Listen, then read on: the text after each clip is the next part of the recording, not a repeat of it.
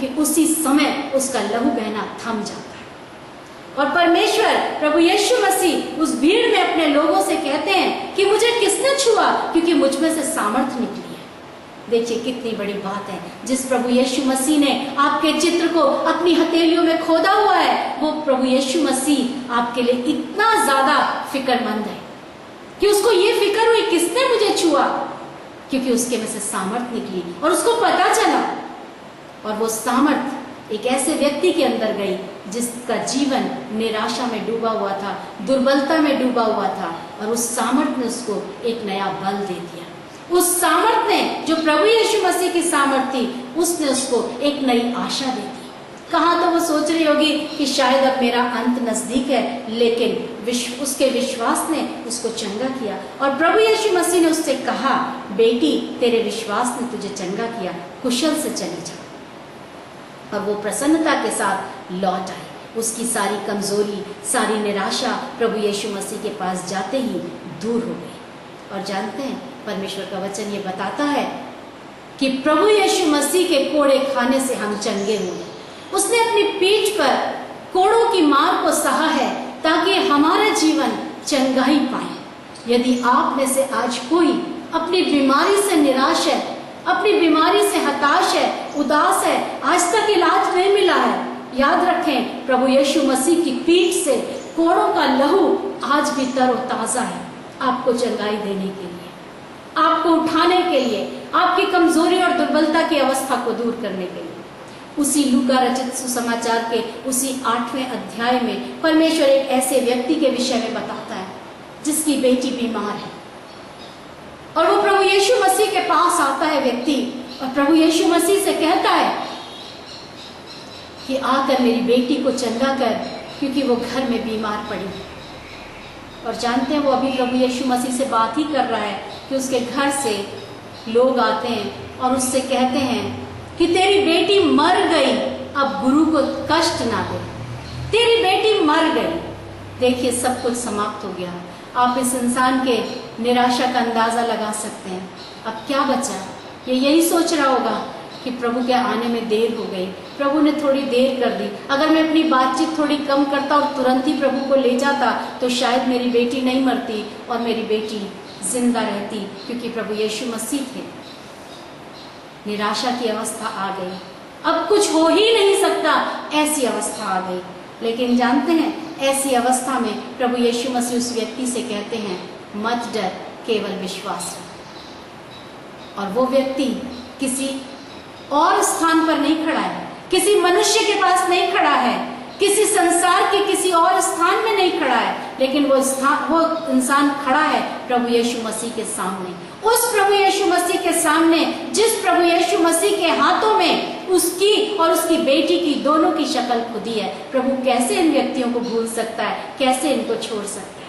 इसलिए तो प्रभु ने कहा, मत डर, केवल विश्वास रख। और वो तुरंत उसके घर जाता है और उसके घर जाकर उसकी बेटी को जिंदा कर देता है। ऐसी अवस्था जिसमें हम ये सोच लेते हैं कि कुछ हो ही नहीं सकता है, उस अवस्था में परमेश्वर की सामर्थ कार्य करती है। जहां पे मनुष्य की सामर्थ समाप्त हो जाती है, वहां पे परमेश्वर की सामर्थ उठ खड़ी होती है। हमारा सोचना बहुत फर्क है, लेकिन परमेश्वर का सोचना बहुत फर्क है। ऐसी अवस्थाओं में, ऐसी निराशाओं की दशा में हम ये सोचते हैं कि अब आगे कोई दरवाजा नहीं है खुला, अब सब दरवाजे बंद हैं। लेकिन ऐसी अवस्थाओं में प्रभु यीशु मसीह वो सामर्थी परमेश्वर हैं जो बार बार कहते हैं, मत डर, मत डर, मत डर। और प्रभु ये भी कहते हैं, उदास मत हो, क्योंकि तेरे जीवन का, तेरे आनंद का दृढ़ गढ़ मैं हूँ। और मैं आपको एक बात बताना चाहती हूँ कि प्रभु यीशु मसीह जब इस दुनिया में थे, ये आश्चर्यकर्म केवल तब के लिए नहीं थे, क्योंकि परमेश्वर का वचन इस बात को बताता है कि प्रभु यीशु मसीह आज और कल और युगानुयुग एक से है। इसलिए वो आज भी वही सामर्थी परमेश्वर हैं, वो आज भी वही प्रेमी परमेश्वर हैं, वो आज भी वही अनुग्रहकारी परमेश्वर हैं जो तब थे। और मैं आपको इस बात को बताना चाहती हूँ कि प्रभु यीशु मसीह तैयार है आपकी आंखों के सारे आंसू पोंछ देने के लिए, आपके निराशा को दूर करने के लिए, आपके निराशा से भरे हुए जीवन को आशा में बदलने के लिए और आशीषों से भरने के लिए। यदि आपने ये वचन सुना है और यदि आप भी किसी निराशा की दशा में डूबे हैं, यदि आप भी किसी ऐसी परिस्थिति में पहुंच चुके हैं जहां आपकी समझ ये कहती है कि अब कुछ हो ही नहीं सकता है, तो परमेश्वर ऐसी दशा में आपकी सहायता के लिए तैयार हैं। यदि आप इस ऐसी परिस्थिति से बाहर आना चाहते हैं, यदि आप चाहते हैं कि प्रभु यीशु मसीह में आप नई प्रसन्नता को, नई आशीष को और नए बल को प्राप्त करें, तो आप जहां भी बैठे हैं, जहां भी हैं, अपनी आंखों को बंद करें, प्रभु यीशु मसीह के सामने अपने हाथों को जोड़ें और मैं जो प्रार्थना करती हूँ उस प्रार्थना को मेरे साथ अपने जीवन के लिए दोहराएं, ताकि परमेश्वर उस प्रार्थना को स्वीकार करके अपने उन हाथों से, जिन हाथों में आपका चित्र खुदा है, आपको आशीषित कर सके। आइए प्रार्थना को दोहराते हैं। मेरे जीवित दयालु अनुग्रहकारी पिता परमेश्वर, एक बार फिर हम आपके चरणों में आते हैं और पिताजी, इन सब व्यक्तियों को जो आपके चरणों में हैं, प्रभु आशीषित करने के लिए निवेदन करती हूँ। आप मेरे साथ दोहराएं। प्रभु यीशु मसीह, मैं एक व्यक्ति, वो व्यक्ति जिसके लिए आपने अपने प्राणों को बलिदान किया, आज इस स्थान पर बैठा हूँ। पिताजी, आप मेरी दशा को जानते हैं, आप मेरी निराशा को जानते हैं, मेरे निराशा के कारण को जानते हैं।